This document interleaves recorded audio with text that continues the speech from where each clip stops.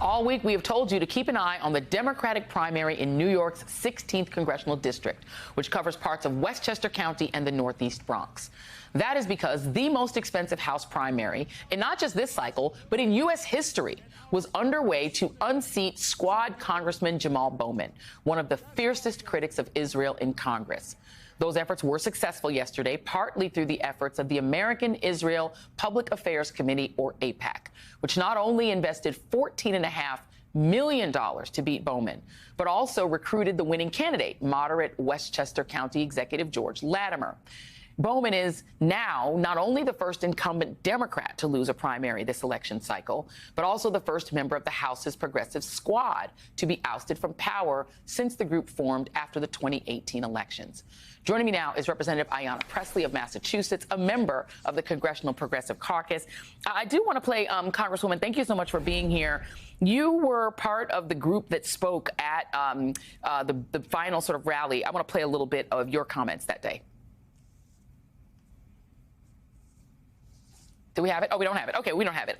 So you were there and others spoke for Representative Bowman. So characterize for me, do you think this was an issue of some of the other issues he had, the fire alarm, the criticisms of some of his performance? Was it the redistricting? What do you think went into this loss, or was it the money? Well, first, Joy, let me just begin by saying it has been an honor to serve alongside Jamal Bowman. He is someone who has dedicated his life to children, a middle school educator. He's been an effective legislator. He's a loving husband and father. And we have done great work alongside one another, whether it was about the baby formula shortage crisis, or clean drinking water, or safer schools, or mental health supports for our students. While I was on the ground, one of the moments that really touched my heart was it was the last day of school, and several teenagers came running up the block saying, "There's Jamal, there's Jamal."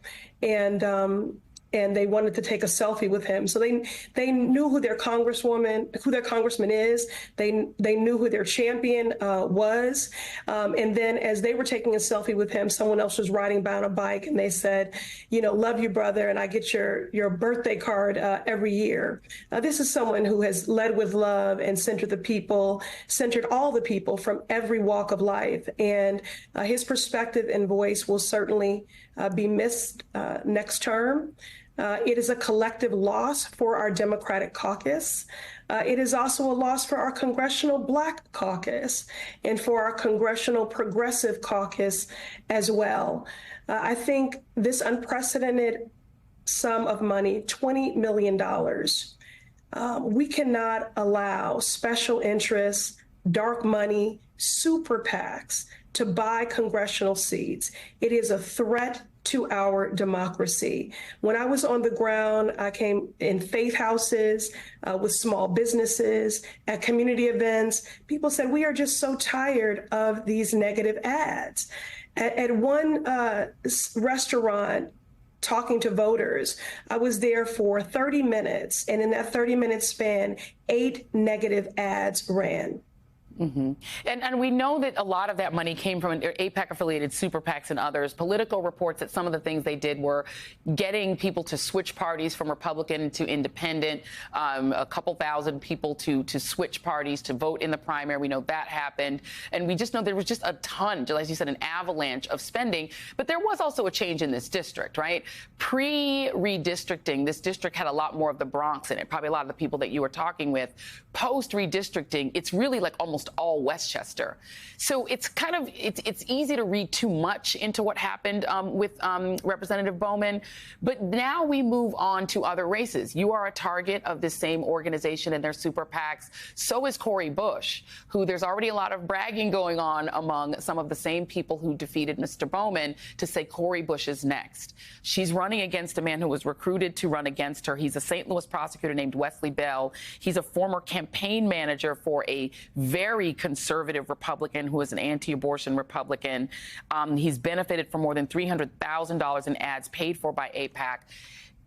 Even if we're overreading maybe a bit of what happened with Representative Bowman, is Cori Bush or other progressives prepared for this to come your way? You have also a race coming up. Let me just say this. You were speaking a moment ago about the Supreme Court, and I just want to take a moment to speak to how all of this is connected, because Citizens United is what has created this climate and allowed for this infusion of dark money, of special interest money, to come in and influence elections in this way.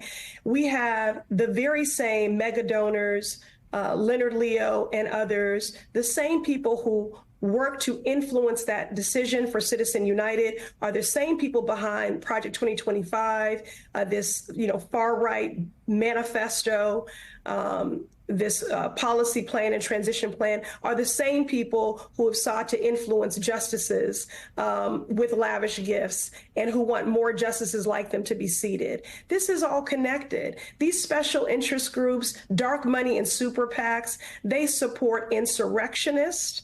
100 insurrectionists who are election deniers. They support dozens of extremist Republicans who want a national ban on abortion. And so this is a threat to our democracy. These Republican donors, although we don't have a full, autopsy on the donors into New York, I'm sorry, Sure. but the point is this: Cori Bush is a valued member of this Democratic caucus, a leader on repro rights, a leader on criminal legal reform.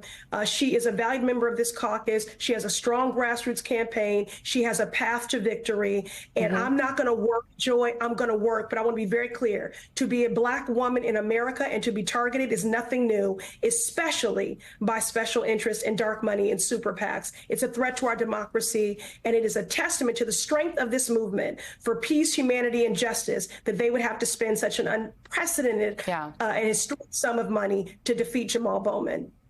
Congresswoman Ayanna Pressley, an original member of the squad and member of the Progressive Caucus in the House. Thank you very much, Congresswoman.